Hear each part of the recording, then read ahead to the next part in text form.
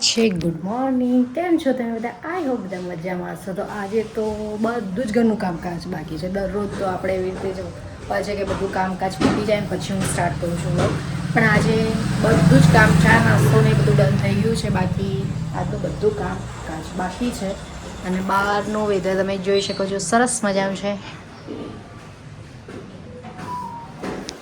અને હવે શરૂઆત કરવાની છે, પણ શરૂઆત કર્યા પહેલાં જેમ કે કાલે મેં તમને રાગીને એનું જે પલાળેલા હતા ચોખા, રાગી અને અડદ, એને અત્યારે પહેલાં પીસી દઈશું. કારણ કે આપણે બપોરે એનું બનાવવાનું છે, તો એની થોડી થોડી તૈયારીઓ કરી દઈએ ને પછી આપણા કામે લાગીએ. તો બસ ઓવરનાઇટ કર્યા પછી આ રીતનો લુક છે.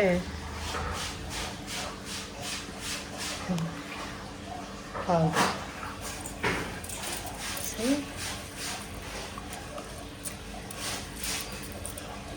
હવે આને એક પાણીથી વોશ કરીને પછી ગ્રાઇન્ડ કરી દઈશું.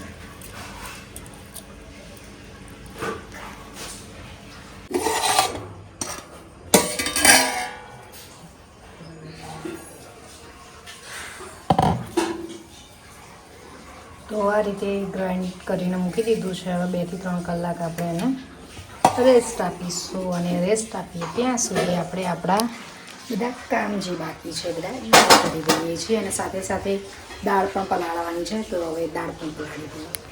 તો અહીંયા દાળ પલાળી દીધી છે. ચણાની દાળ અને તુવેરની જે રેગ્યુલર દાળ હોય અને થોડી સામાન્ય મસૂરની દાળ લીધી છે. તો બસ હવે આને થોડી વાર પલાળીને આપણે કચરા પોતું જે બધું બાકી છે એ બધું કરી દઈએ. સાથે સાથે લોટ પણ બાંધવાનો છે, કારણ કે આ તો ખાલી ટ્રાય માટે બનાવ્યું છે.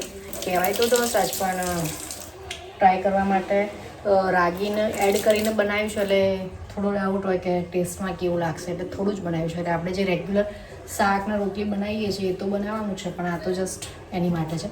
કારણ કે રાત માટે થોડું લેટ થઈ જાય ને પછી એવું બધું, એટલા માટે ટ્રાય કરવા માટે હતું, એટલે અત્યારે જ બનાવી દીધું છે.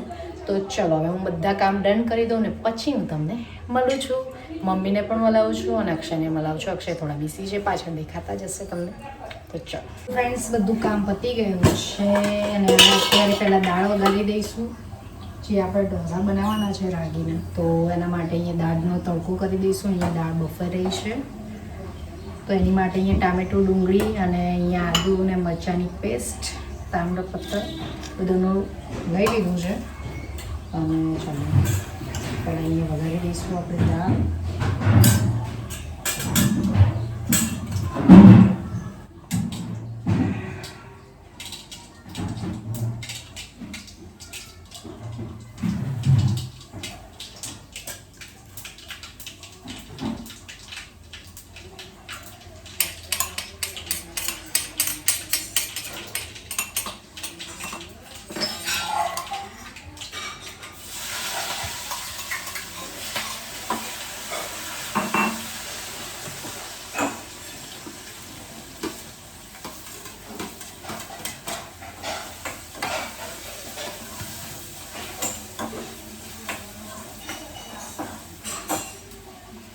ફ્રેન્ડ્સ, મસ્ત અહીંયા જુઓ દાળમાં એડ કરવા માટેનો સંભાર રેડી થઈ ગયો છે. ગ્રેવી હવે આમાં એડ કરી દઈશું. અને ટેસ્ટ મુજબ થોડું પ્લસ માઇનસ હશે એ એડ કરી દઈશું. મસ્ત મન થઈ જાય એ રીતનું. જોકે તમે આને કહેવાય ને કે એમને પણ રોટલી ભાખરી સાથે પણ ખાઈ જાઓ ને એમ મસ્ત થઈ જાય. એકચ્યુઅલી શું કહેવું તમારે લોકોને જરા કમેન્ટ્સ કરજો.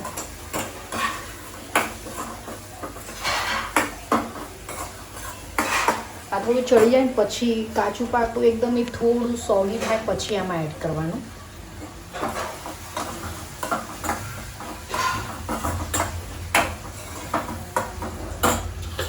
તો ચલો હવે એડ કરી દઈશું આપણે.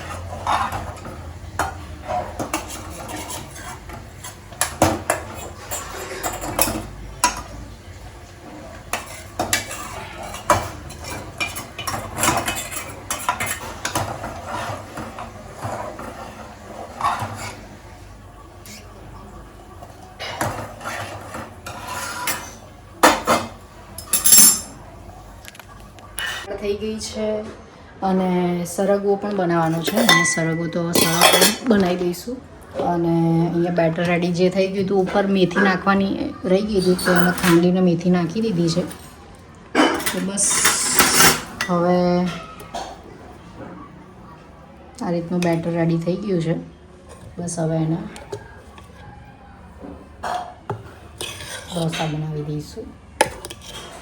અને આમાં મીઠું અને ઈનો કાં તો તમે બેકિંગ સોડા પણ એડ કરી શકો છો.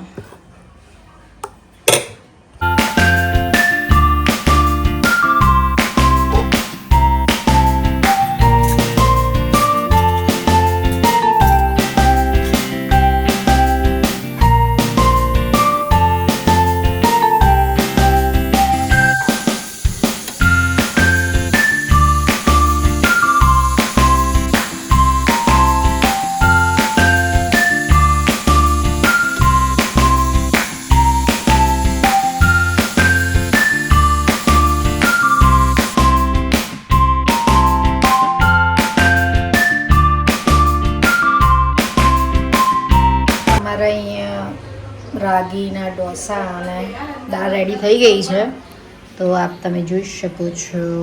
તો બસ હવે બીજા 1 બાય 1 બનાવી દઈએ અને જમી લઈએ. જમીને હું તમને મળું છું. અહીંયા છે બની રહ્યા છે ઢોસા. અહીંયા તવી મતલબ રોટલી બની ગઈ છે અને અહીંયા છે દાળ અને આમાં છે સરગવો.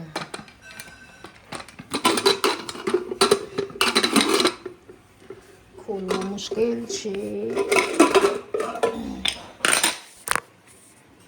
આમાં છે સરગવો. તો આ રીતનું આજે બનાવેલું છે. તો હવે ફટાફટ પહેલાં જમી લઈશું. રોટલી બની ગઈ છે. બસ હવે આ બે બાજુ ચાલતું હતું, હજી આ બાકી છે બનાવવાનું, તો ચાલી જાય છે. ડન થઈ જાય પછી જમી લઈશું. ફ્રેન્ડ્સ 1 વાગી ગયો છે, મતલબ 1:45 વાગી ગયા છે. ઘરનું કામ ખાવા પીવાનું બધું પતી ગયું. અક્ષય એમના કામે નીકળી ગયા છે અને અહીંયા હવે ઉનાળો આવી ગયો એટલે ઘઉં પણ આવી ગયા છે. આ ઘઉં આઈ થિંક રેડીમેડવાળા છે કે સીધા મોઈને ચારવાના નહીં હોતા, મોઈને ભરી દેવાના હોય છે. તો એ રીતના છે. અને હવે મમ્મીને મલાવીએ. મમ્મી શું કરી રહ્યા છે જોઈએ. એ તો આ સાઈડ નથી, તો આઈ થિંક આ સાઈડ હશે. તો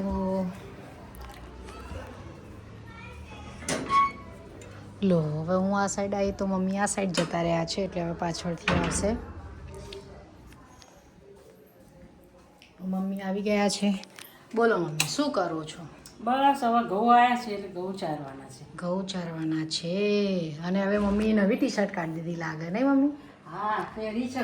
ગરમી ના લાગે તો બરોબર લાગે. પણ અરે લગભગ ગરમી લાગે એવી જ છે. થોડી ગરમી નહીં લાગતી. નહીં લાગતી? હા હા. હવે મોવાના છે ઘઉં કે ચારવાના? ઘઉં એટલે આ દિવેલ જૂનું પડ્યું છે એટલે તડકા મૂકેલું, પેલું નવું છે તડકા મૂકેલું છે એટલે ઘઉં ચારી પછી મોઈ કાઢવાના. આપણે તો રેડી વાળા જ લાયા છે. હા, ખાલી ચારી મોઈ કાઢવાના. ઉપર નહીં કરવાના, અહીંયા જ કરવાના? ઉપર આમ તો કરાય પણ આખો કટ્ટો ચડાવવા કોણ 30 કિલો મેળાવો. એટલે ચારી કાઢે તો કટ્ટો થોડો વેચાઈ જાય ને. તારે 2 કટ્ટા એક કતે નહીં તો ભાઈ એક ટોકલ લઈને પછી ચારીને પછી પાછા ઉપર લઈ જઈએ. એના કરતાં કટ્ટું લઈને ત્યાં જ કરીએ તો ચાલે. કટ્ટું કેવી રીતે લઈ જાય? કાલે મેળાવો સવારે. કામ પર કઈ છોડવા નહીં, હમણાં પતાવી દેવાનું. આપણું કામ આવે એટલે ફિનિશ કરવાનું. કામ પર કોઈ કામ કારણ કે પાછું આપણે એમાં ભરવાનું. એટલે એક કટ્ટો છે ને ચારી પેલા કતેડામાં 2 કતેડામાં થઈ જાય ને એટલે એવું ખાલું થઈ જશે. એટલે પછી પાછું પેલું છે એમાં નાખી દેવાનું. નહીતર 2 મૂઢીઓ બધી દેવાના, 1 કતેડું 3 થઈ જશે. એટલે ઈઝી થાય, ચડાવવામાં વાતું ના આવે. તો ચલો હવે મિશન એ ચાલુ થવાનું છે. તો હવે આવું ચાલી રહ્યું છે, તો વિડીયોમાં બન્યા રહેજો. અને હા મમ્મી, આપણે રહી જઈ વાત રહી જઈ પાછી.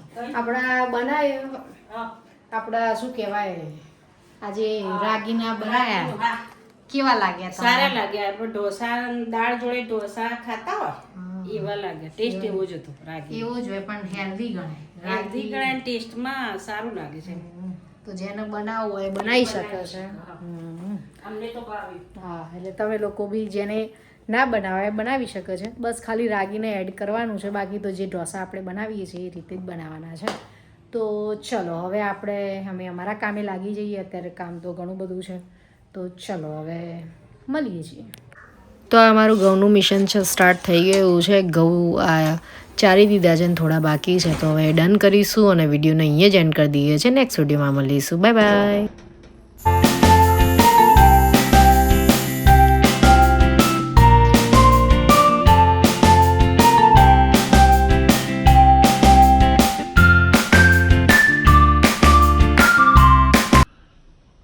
Thank you for watching. Like, share, subscribe. Bye.